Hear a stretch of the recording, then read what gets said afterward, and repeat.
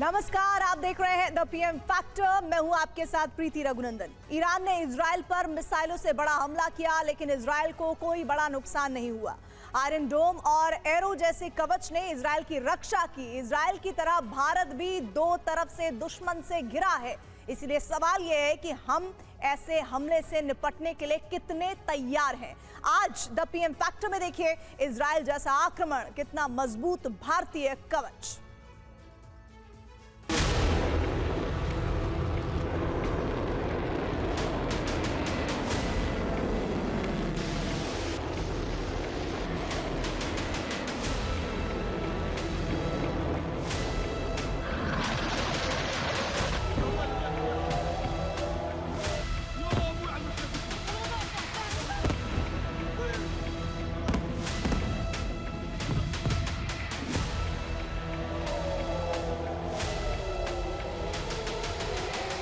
देश हमें आंखें दिखाता था, वो कटोरा लेकर के भटक रहा है।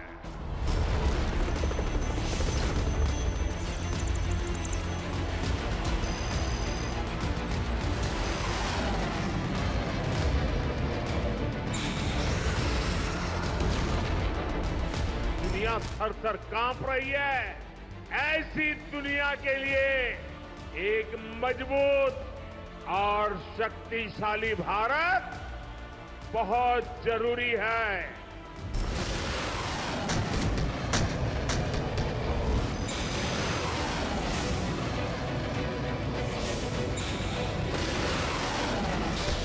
दुनिया को संदेश दे दिया, भारत के अंदर वह ताकत है। भारत जरूरत पड़ने पर इस पार भी मार सकता है, जरूरत पड़ी तो उस पार भी जाकर भारत मार सकता है।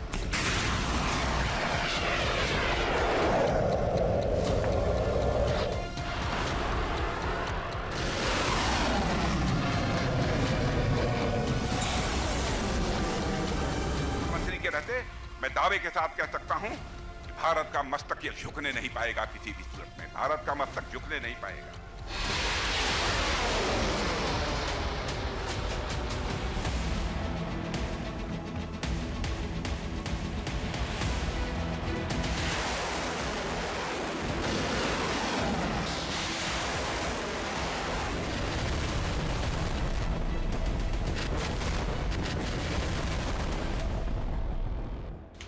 सात अक्टूबर 2023 इजराइल पर हमास का हमला।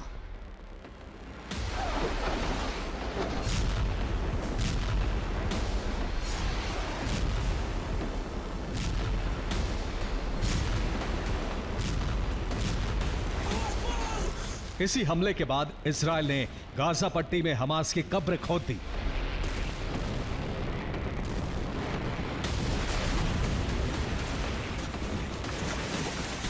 लेकिन हमास के लड़ाकों ने सिर्फ बैरिकेडिंग काटकर इजराइल में क्रूरता की हदें पार नहीं की थी।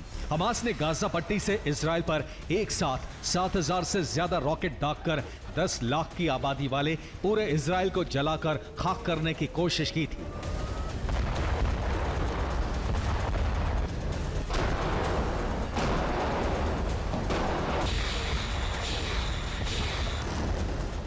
लेकिन इतिहास के सबसे बड़े हवाई हमले के बाद भी इजराइल बच गया, क्योंकि हमास के ज्यादातर रॉकेट इजराइल के हवाई रक्षा कवच से टकराकर हवा में ही खाक हो गए।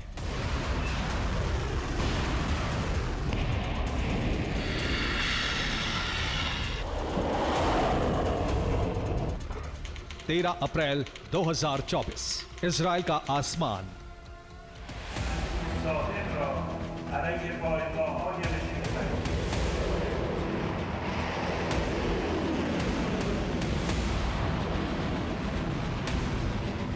आधी रात को ईरान ने इजराइल के बड़े शहरों और डिफेंस बेस को टारगेट किया। चंद मिनटों में एक साथ 300 से ज्यादा ड्रोन, क्रूज मिसाइलों और रॉकेट दागे गए।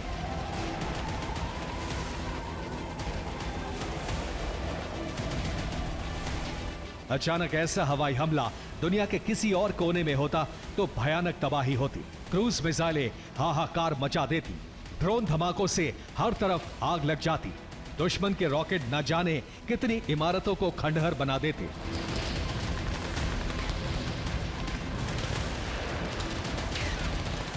लेकिन इजराइल में ऐसा कुछ नहीं हुआ।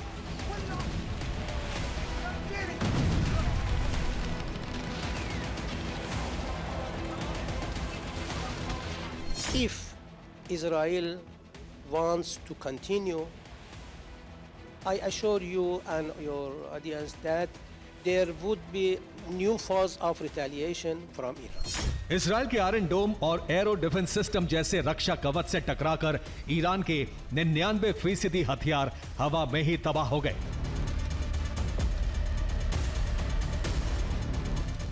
एक बार फिर पूरे इजराइल ने साबित कर दिया कि मिसाइल, ड्रोन और रॉकेट से हमला करके इजराइल को बड़ा नुकसान पहुंचाना मुश्किल ही नहीं, नामुमकिन है।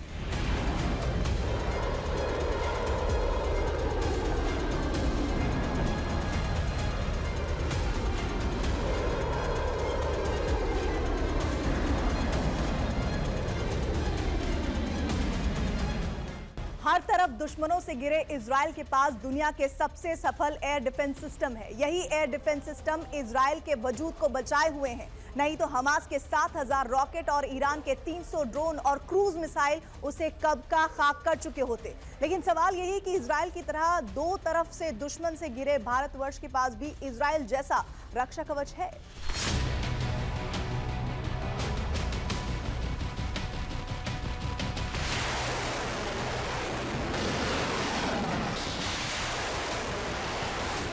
अगर पाकिस्तान की तरफ से हमास के रॉकेट अटैक जैसी हरकत हुई तो क्या भारत के एयर डिफेंस सिस्टम हमें इजराइल की रक्षा कवच की तरह बचा पाएंगे?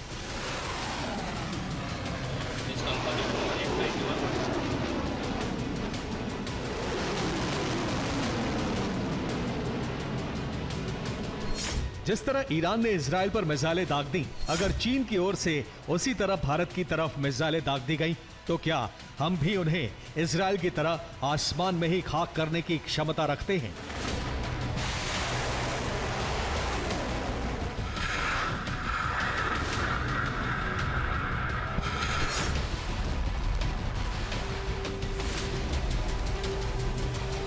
इन सवालों का जवाब है बेशक। पिछले 10 साल में भारत का रक्षा कवच बहुत मजबूत हो गया है। Now. 3, 2, 1, now. क्योंकि अब न दबाव में, न प्रभाव में और न ही अभाव में ये नए भारत की नई रक्षा नीति बन गई है।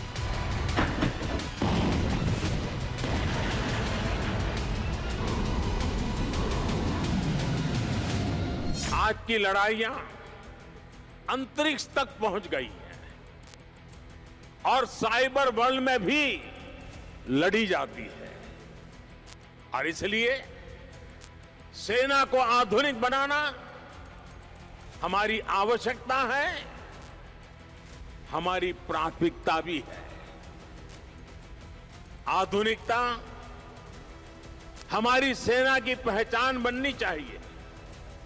जल हो, थल हो, नभ हो, हमारी सेना अपने अपने क्षेत्र में उच्चतम शिखर को प्राप्त करने का सामर्थ्य रखे और आधुनिक बने, ये हमारा प्रयास है।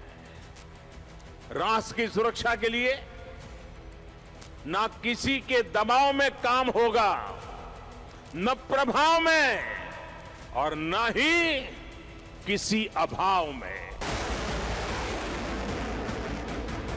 3, 2, 1, now.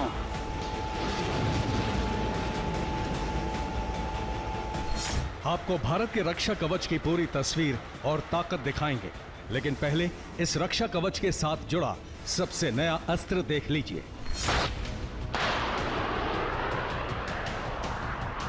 पाकिस्तान बॉर्डर के बिल्कुल नजदीक जैसलमेर की पोखरन फील्ड फायरिंग रेंज में स्वदेशी man portable anti tank guided missile यानी MPATGM हथियार प्रणाली का सफल परीक्षण किया गया।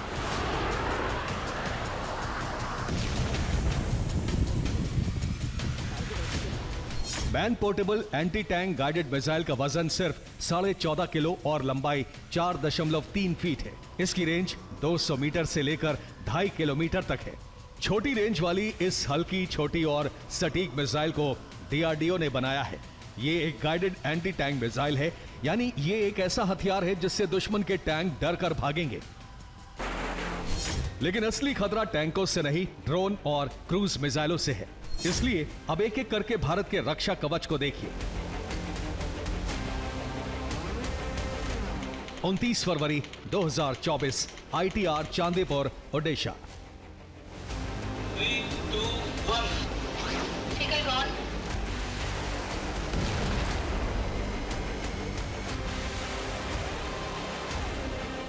12 सेकंड भी नहीं लगे, हवा में उड़ता दुश्मन का एयरक्राफ्ट हवा में ही आग के शोलों में बदल गया और फिर खाक होकर समंदर में गिर गया। 3, 2, 1. Vehicle gone.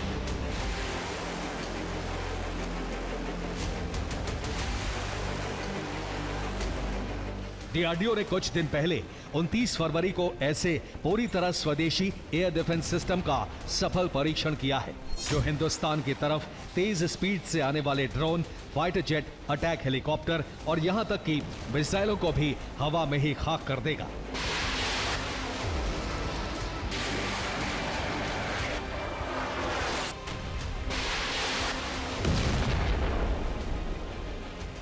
पूरी तरह स्वदेशी एयर डिफेंस सिस्टम का नाम है very short range air defence system, यानी वी-शोराज। वी-शोराज रूस के S-400 डिफेंस सिस्टम की तरह इंटरसेप्टर मिसाइल है, लेकिन भारत का very short range air defence system S-400 की तरह भारी भरकम नहीं है। इसका वजन 21 किलो से भी कम है, यानी चाहे चीन की सीमा से सटे हिमालय के पहाड़ हो या फिर पाकिस्तान से सटी रेगिस्तानी सीमा, इसे आराम से किसी भी जगह ले जाकर दागा जा सकता है। इसकी लंबाई सिर्फ 6.7 फीट है। इसके लॉन्चर का व्यास सिर्फ 3.5 इंच है। भारत के very short range air defence system की रेंज 250 मीटर से 6 किलोमीटर तक की है। ये 1.5 मैक यानी 1800 किलोमीटर प्रति घंटे की रफ्तार से हवा में 11,500 फीट तक की ऊंचाई पर उड़ रहे दुश्मन के किसी भी एयरक्राफ्ट को पलक झपकते ही खाक कर सकता है।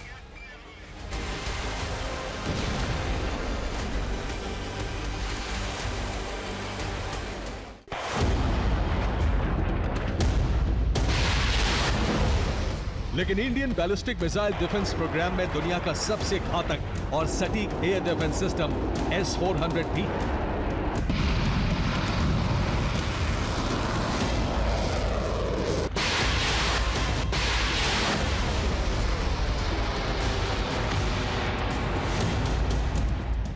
अभी हिंदुस्तान के पास रूस से खरीदे 5 S-400 मिसाइल डिफेंस सिस्टम हैं।